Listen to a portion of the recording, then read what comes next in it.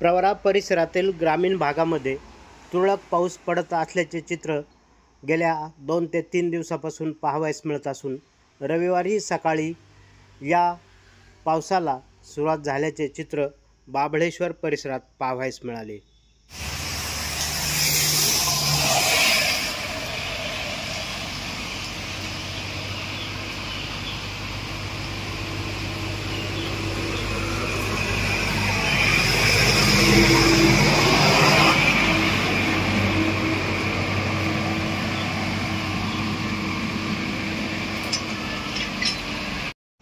प्रवरा न्यूजसाठी पत्रकार विजय बोडखे, प्रवरा परिसर।